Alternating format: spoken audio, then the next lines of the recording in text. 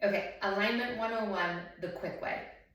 Thinking of how your body organizes itself from the ground up has an influence on how really all of your muscles and stability systems are working.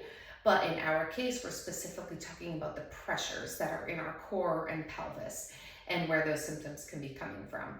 So, very quick, common compensations that I see and that we all do. We all have patterns. The key is finding out what your pattern is and figuring out how to shift or influence that pattern, which will help you with your symptoms or whatever it is you are working on. So in terms of the pelvis, here are some of the more common things if you look at me from this side. So a lot of times if we think of our body like a stack of blocks, right? We get this pelvis shifting forward a lot of times, right? And then to compensate, we can do either squeeze our shoulder blades back so we're in this forward kind of position like this, right? And I'm exaggerating. Or we can drop our sternum and wind up kind of like this, right? Now you'll see these patterns all day long now that you know them when you walk around and watch people. So we'll kind of wind up like this, which pushes into our pelvic floor in the front of our abdomen, right? We have all this compression in our back kind of going forward, right? Same thing if our shoulders are up and back and our ribs are flared, everything's going forward. Another thing that tends to happen is someone will hyperextend their knees, which I can't quite do because it's not my body, but you hyperextend your knees back and kind of like stands like this, right?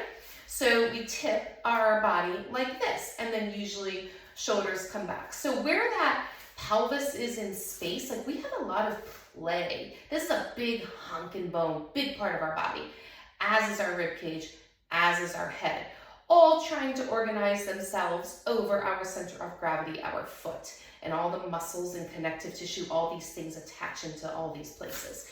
So here's the quick tip. That was a long explanation, but starting your foot. Think about your foot, finding your heel, the circle of your heel, right? Seeing when you're just standing, static stance, see if you can find that center to front-ish heel on the ground, just grounded, feel it. Keep the balls of your feet, that actually ball heel, that's the tripod of your foot. That's the core of your foot. But feel that center heel grounded. And the way to find that is to kind of just play. Soften your knees, not bent, but just soft, not hyperextended or slammed backward. Just kind of play in your body and just land like, okay, I can feel grounded in my center heel. Now check in, because automatically that will bring your pelvis over your center of gravity. So we want these hip bones over the ankle bones, not forward off of them and not backward off of them, right? So we're finding that grounded heel, pelvis is over ankle bones. Now your rib cage will be, if you're thinking of that grounded heel, it will kind of orient itself over your pelvis. It's not a lot. I don't want you to turn on muscles to do this. I want you to just sense and feel like, okay, my rib cage is dumping into my pelvis, which is dumping into my heels. Head is a helium balloon. So we're at ease here. Kind of shake out your head. We're not gripping, holding. We're not doing any of that. We're just at ease and thinking of that grounded foot, and then we're rising tall, creating space in our body through the top of the head.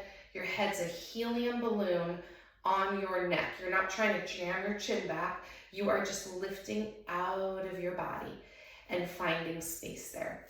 And kind of play around with that.